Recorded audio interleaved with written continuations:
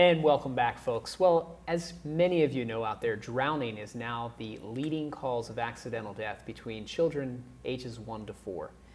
And we've got some special guests here today, the parents of Connor Freed, Debbie Freed, and his sister, Brittany.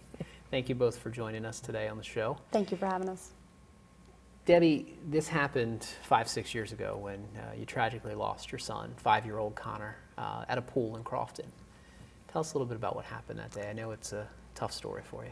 It's tough to talk about, but we're trying to make changes. So unfortunately, on June 22nd, 2006, he went to the Crofton Country Club with a family friend for 2 hours, and he drowned in 5 feet of water beneath an empty lifeguard chair.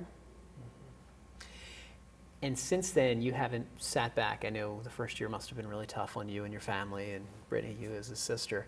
But a lot of times you see these things happen and you watch families, strong families, bounce back, and that's what you guys have done. Yeah. You guys have come up with a program, and it's called Connor's Law. Yep. Tell us a little bit about Connor's Law. Connor's Law was introduced Monday by John Leopold, and what that law will require defibrillators at all semi pools and public pools in all of Anne Arundel County. And that's interesting. There is no state law that requires this. There's no state law. There should be a state law, but we're going to start in the county and work our way up, hopefully. We're going to start in Anne Arundel County. And I think as folks, some folks may not know out there, it's about 275 public and semi-public pools Yes, here that's in the correct. county. And when we're talking about these defibrillators, tell us a little, we've brought one, of course. Tell us a little bit about these defibrillators. I know people see that machinery down there, and somebody like me who's not very savvy, I can't fix my own car, but I look at something like that and it might intimidate me a little bit. But all you pretty much do is you open it up and it verbally talks you through the process, tells you everything what to do. So it's voice prompted. So it's pretty much dummy proof, and it's very easy to use for anyone that's even not trained how to use it, can use it. Right. A 5-year-old could probably use it. And this bill's before the Anne Arundel County Council, and there's Yes. a hearing coming up. It's actually coming up the first week in July, Yes. first Monday night in July. Mm-hmm.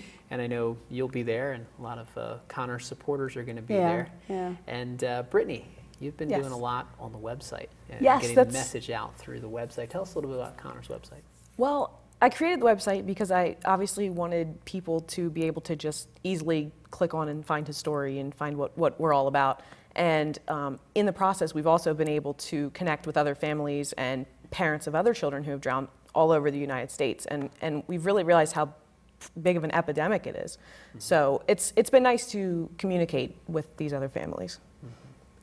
And what do you hope to tell folks out there? I mean, there's a lot of parents. I mean, myself, I've got a 4-year-old and a 5-year-old, and we've got a pool in the backyard, and they go swimming quite a bit, and luckily they are starting to learn to swim. They're not at that point yet. They still need their swim arms, of course. But what do you tell parents out there? Supervise at all times. No child is ever completely drown proof. Yeah. So. Let's show folks this defibrillator. I think it's very interesting because it looks, on the scale of it, folks, it looks like it's a very complicated piece of machinery. But I think as Right. we're going to demonstrate here with And Brittany. these are the ones that we donate to the pools, Right. through the foundation. And literally all you have to do is open this thing up and it will start talking. Stay calm. Follow these voice instructions. Make sure 911 is called now. Begin by exposing patient's bare chest and torso. Remove or cut clothing if needed. And these are the pads that you would use. When And patient's open. chest and torso are exposed, remove square foil package from lid of AED. So then it Tear open basically, foil package across dotted line.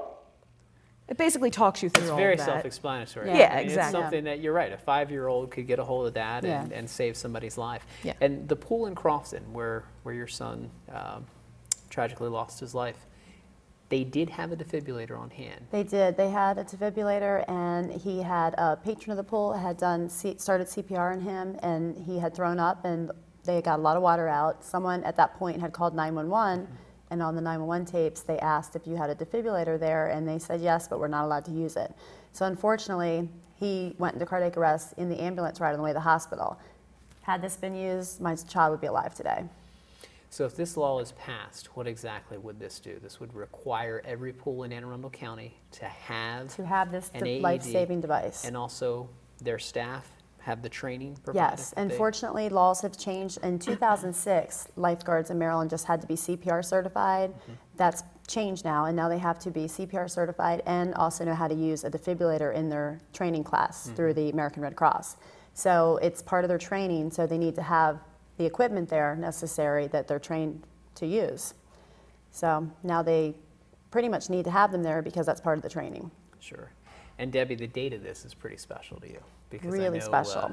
your son's birthday is coming up pretty His soon. birthday, his 12th birthday would have been July 6th, and the emergency hearing for this bill is on Monday, July 2nd, and so we will find out that day. So if it passes, it'll be his 12th birthday gift. So we'll keep his memory alive through the foundation. Well, that's great. Debbie, thanks for No, no, joining no. us today. Brittany, Thank thank you you. for Thank coming on you. the show and joining us. And folks out there at home, it is pool season out there, so if you have young kids, make sure if they are not trained in swimming yet, make sure you are supervising those individuals. And if you'd like to come out to the council meeting and support this legislation, this important piece of legislation that County Executive Leopold has introduced before the County Council, that hearing will be on Monday, July 2nd at 7 p.m. at 44 Calvert Street in Annapolis. We're going to go ahead and take a break, but when we come back, there'll be more Week in Review. Stay with us.